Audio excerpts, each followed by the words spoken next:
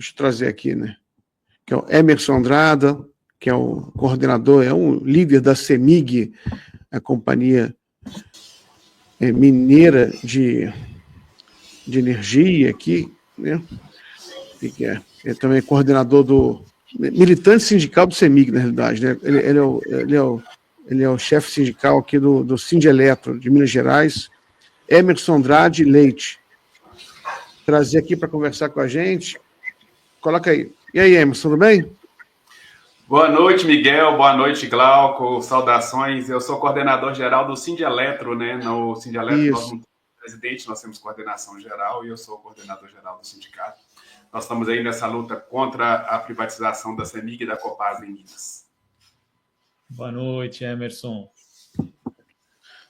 Emerson, então eu trouxe você aqui para você fazer o seu depoimento aqui sobre essa tentativa de privatizar a CEMIG. Como é que está a situação, a luta de vocês? Qual é o estágio? O que vocês estão fazendo? Pode falar à vontade aí. Então, Miguel, Glauco e os ouvintes aqui da TV Fórum.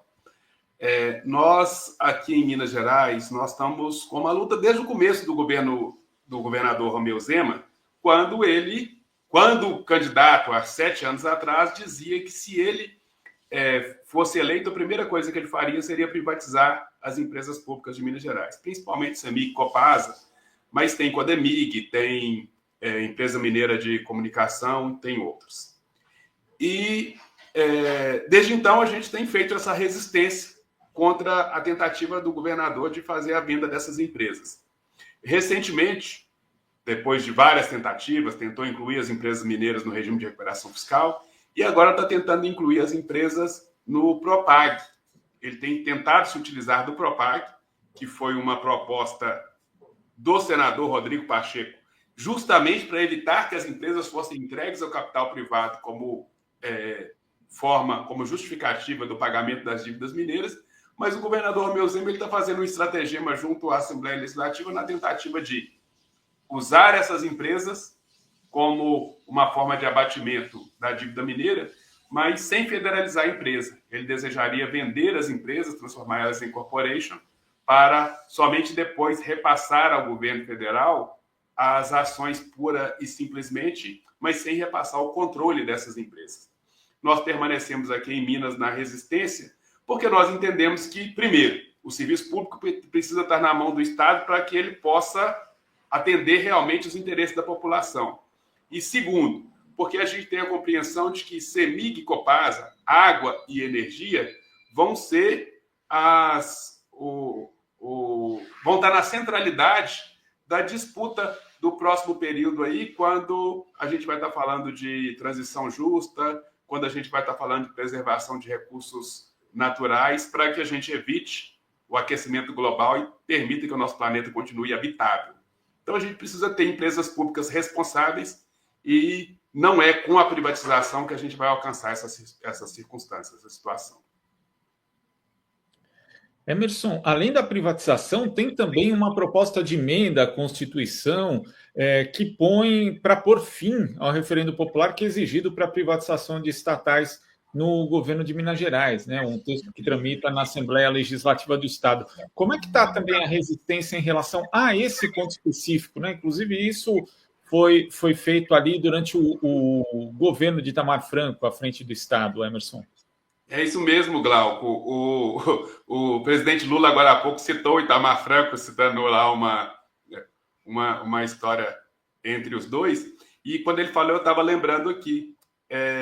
O Itamar Franco, quando ele foi governador, ele propôs, e foi acatado pela Assembleia Legislativa, uma proposta de alteração constitucional garantindo que, para privatizar as empresas mineiras, seja necessário o quórum qualificado da Assembleia Legislativa, né, os 3/5, e, além do quórum qualificado, também um referendo junto à população, caso seja aprovado pelos 3/5 da Assembleia Legislativa.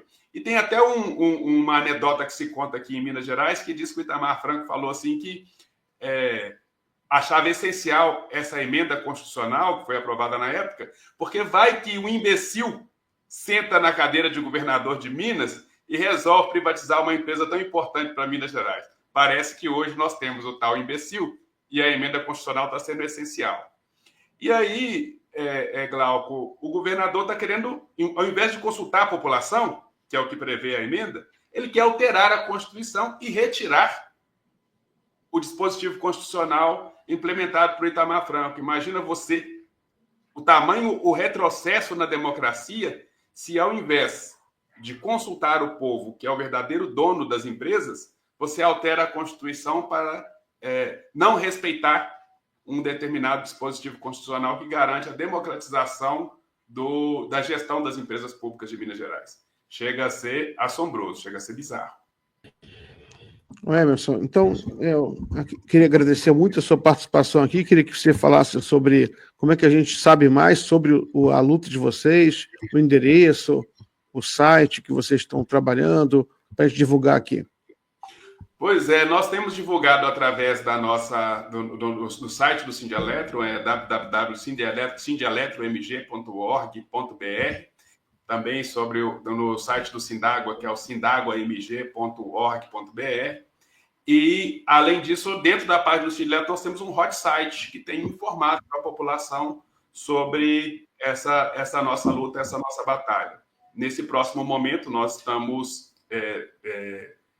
tentando dialogar com a população mineira, para que a população não fique sem a informação daquilo que o governador tem tentado fazer aqui. Inclusive, amanhã nós vamos fazer um seminário aqui em Belo Horizonte, lá na Escola de Direito da UFMG, com o propósito de levar esse debate para a população e a gente debater de forma clara, com as opiniões diversas, qual que seria as consequências para Minas Gerais caso essas empresas fossem privatizadas.